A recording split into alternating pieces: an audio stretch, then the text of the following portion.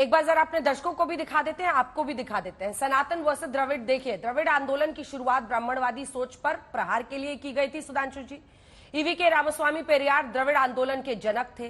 वो एथीस्ट थे, वो मानते नहीं थे। पेरियार मानते थे कि हिंदू धर्म समाज को जाति के आधार पर बांटता है।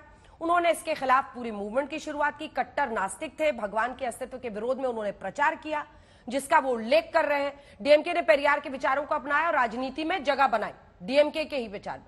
अब वो भी 2024 की जंग में जाना है उनको। द्रविड़ और सनातन के संघर्ष के मूल में भेदभाव और छुआछूत रहा, ये वो कहते थे, और उन्होंने इस पूरे मूवमेंट को आगे बढ़ाया। डीएमके ने अपनाया, डीएमके सफल रही पॉलिटिकल पार्टी के तौर पर। वही बात को वो दोहरा रहे हैं। अब तो ए राजा ने कह दिया हिंदू तो सबसे बड़ा खतरा है। लेकिन आप बताइए ना, इस डीएमके के साथ आपने अलायंस किया था, नहीं किया था? तब आपको इनकी सोच, इनकी जो विचारधारा है वो समझ में आई थी, नहीं आई थी? और क्या उत्तर दक्षिण में भारत को बांट रहे हैं, इसका भी जवाब दे दीजिए। जी सर।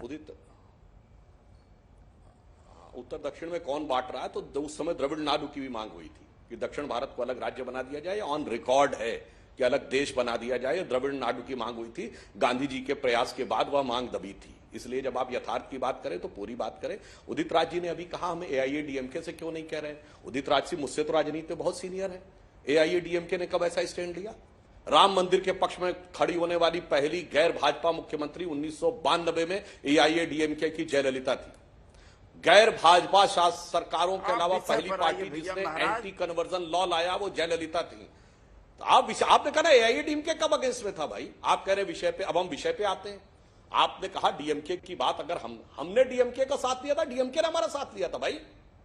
उसने हमको सपोर्ट किया था। हमारी तो तमिलनाडु में कोई हैसियत नहीं जिसको सपोर्ट करने की। हम अपने मुद्दे पे कायम थे। हमारे एजेंडा में राम मंदिर था। तो सवाल तो डीएमके से पूछे। और मैं विनम्रता से कहना चाहता हूं, उदित राज जी ने चुनौती दी तो मैं उदित राज जी आपकी चुनौती स्वीकार करता हूं। बताइए कोई हिंदू धर्म ग्रंथ जिसमें 6000 जातियों का नाम लिखा हो। आप बताइए एक हिंदू धर्म ग्रंथ बताइए जिसमें 6000 जातियों का नाम लिखा हो। और अंजना जी, उदित राज जी इसको व्यक्तिगत मत लीजिएगा। इनसे पूछे उदित राज जी से, ये सनातन धर्म मानते हैं? नहीं, ये छोड़ चुके हैं। अब बाहर से जाकर अटैक कर रहे हैं। पूछिए उदित जी। देखिए, ऐसा है कि मैं बौद्ध धर्म में चला गया हूं, बाहर से अटैक नहीं किया। ये बाहर भारत का तो बस विषय समाप्त हो गया। अब विषय समाप्त हो गया। अब उस ढंग की बात करते हैं। चलिए अब मैं आपसे पूछता हूं उदित राज जी। ठीक है, चलिए कोई बात नहीं। अच्छा सुधांशु जी एक बार पूरा कर ले, फिर उदित जी आपका मौका रहेगा। पूरा कर लेने दीजिए सुधांशु जी को, पूरा कर लेने दीजिए। सुधांशु जी पर्सनली उनको वो क्या कर रहे हैं नहीं कर रहे, वो एक बात कह रहे हैं ना। आप कौन से बौद्ध धर्म का आप बौद्ध धर्म के कौन से सेक्ट को मानते हैं? हीनयान, महायान या वज्रयान? बताइए। न्यू बुद्धिज्म जो डॉक्टर अंबेडकर ने मानता, न मैं हीनयान को मानता, न महायान को। तिब्बतन बुद्धिज्म मानता हूं मैं। Doctor Ambedkar he has of course, अब मैं जवाब, ठीक है, रिकंस्ट्रक्टेड। अब मैं आगे अंजना जी बात करता हूं। उसको देखिए, जैसे हमारे यहाँ वेद, पुराण और उपनिषद हैं, वैसे ही बौद्ध धर्म में 3 पिटक हैं। सुप्त पिटक, धम्म पिटक, अभिधम्म पिटक। ये नियो बुद्धिस्ट कौन से में लिखा है? सनातन से डिबेट हो रहा है। बताइए, सुप्त पिटक में लिखा, धम्म पिटक में, अभिधम्म पिटक कहीं और जा रहे हैं। बताइए ना। ये भाग जाएंगे जवाब। बौद्ध धर्म के सबसे बड़े जो नेता है वो दलाई। देखिए अब अंजना जी मामला एक्सपोज हो रहा है। जिस धर्म को कह रहे हैं उस धर्म को भी नहीं मानते ना। यानी कोई कहे कि मैं हिंदू तो हूं पर ना शैव हूं, ना वैष्णव हूं, ना शाक्त हूं, और ना मैं वेद को मानता, ना उपनिषद को मानता, ना पुराण। बताइए सुप्त पिटक, धम्म पिटक, अभिधम्म पिटक किसमें मानते हैं? अब सुधांशु जी, अंजना जी इसलिए बात कर रहा हूं। सुधांशु जी देखिए, बहस भटक जाएगी। मेरे मन में कोई कौन किस धर्म को मानता है? अरे ऐसे भी तो नागरिक है ना जो धर्म को नहीं मानते हैं, जो नास्तिक है। नास्तिक के लिए भी संविधान जगह देता है।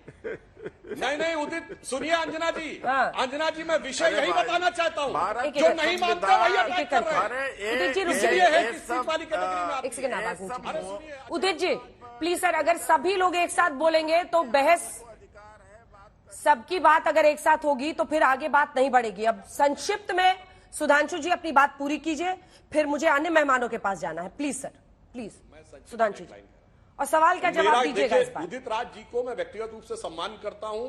मेरे पुराने परिचित है, मगर मैंने सिर्फ ये बात एक्सपोज करनी थी, ये जितने लोग सनातन धर्म पर अटैक कर रहे हैं ये अपने धर्म को भी नहीं मानते, अपने संप्रदाय को भी नहीं मानते। ये जितनी डीएमके पार्टियां हैं, ये अपना नाम रखती हैं द्रविड़ मुन्नेत्र कड़गम, जबकि द्रविड़ शब्द संस्कृत भाषा का है, तमिल का शब्द ही नहीं है। इनका नाम होना चाहिए तमिल मुद्देत कड़गम। ये उत्तर दक्षिण के डिवाइड की बात कहते हैं। संस्कृत का शब्द है द्रविड़, जो दो शब्दों से मिलकर बना है। द्रव जिसका अर्थ होता है लिक्विड, उड़ा जिसका अर्थ होता है धरती। जो धरती पानी से घिरी हुई हो उसे द्रविड़ कहते हैं। शंकराचार्य जी जब काशी में आए तो उन्होंने अपना परिचय दिया था, हम द्रविड़ सुशोष, जो ज्योग्राफिकल कोनेटेशन का था उसे अलग संस्कृति बनाया EU पोप नाम के एक व्यक्ति ने। GU पोप, जॉर्ज ऊग्लो पोप, उसने अपनी किताब में पहली बार कहा तमिल एक अलग संस्कृति है, तमिल एक रेस है। और 1906 में अपनी डेथ से पहले वो कह के गया कि मुझे दूसरे पे अटैक करना है तो उसकी भाषा में करना चाहिए। मान्यवर, पढ़ो जाके उसने क्या क्या लिखा है।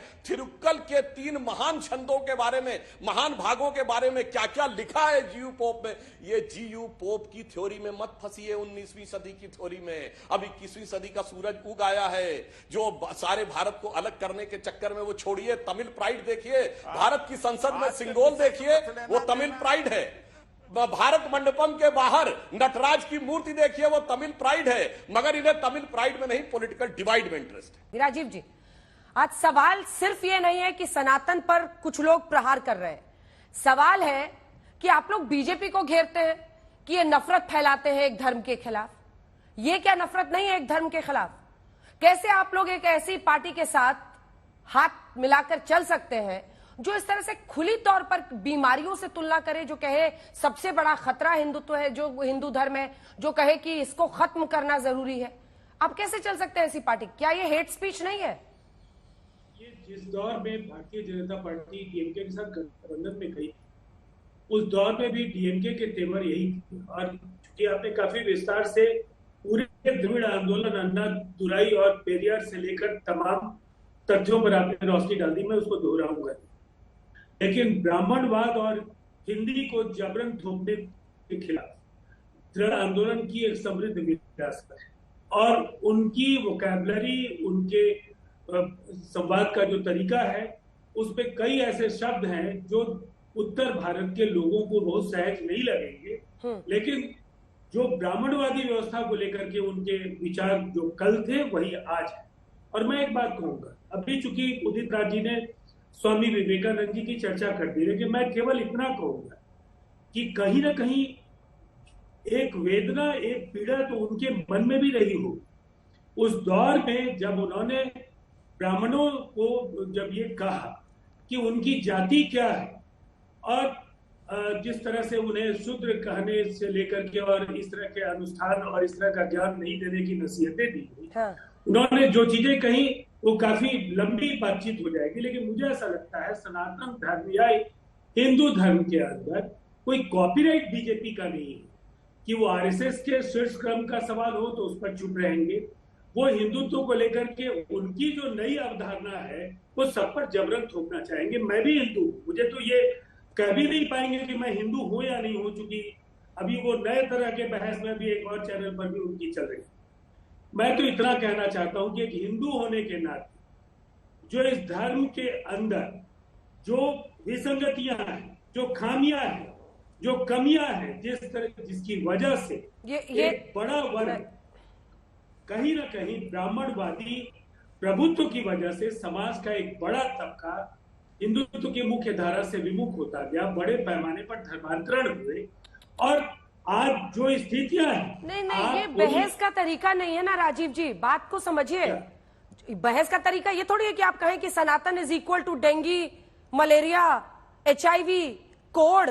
ये बहस का तरीका है। सनातन को इरेज करना, इरेडिकेट करना जरूरी है, खत्म करना जरूरी है। 26 पार्टियां इसीलिए आई हैं क्योंकि सनातन का विरोध करना है। आज ए राजा का बयान आया, कह रहे हैं हिंदू विश्व के लिए खतरा है हिंदू धर्म। ये बहस का तरीका थोड़ी हो सकता है, ये तो हेट स्पीच है। ये है अंजना जी, मैं पहले भी आपको कह चुका हूं कि शब्दों के चयन में सबको मर्यादा की लक्ष्मण रेखा का सम्मान करना चाहिए। मैं अनेक अवसरों पर कह चुका हूँ। राजनेताओं को विशेषकर इसलिए कि उनको रोल मॉडल की तरह जनता पहचानती है। विश्वसनीयता और साख खत्म होने का निरंतर कम होने के बाद भी हाँ। आज भी राजनेताओं को ही जनता सुनती है। लेकिन सवाल यह कि ये कैसा अवसरवादी नजरिया है कि आप एक तरफ दक्षिण बनाम उत्तर इसलिए कर रहे हैं कि दक्षिण में आपकी जमीन खिसक गई, दक्षिण के खिलाफ आप खिसक तीखा गई, विरोध ये तो इसलिए कभी दर्ज नहीं कर हुआ। रहे हैं कि आप उत्तर में इसको भुनाना चाहें।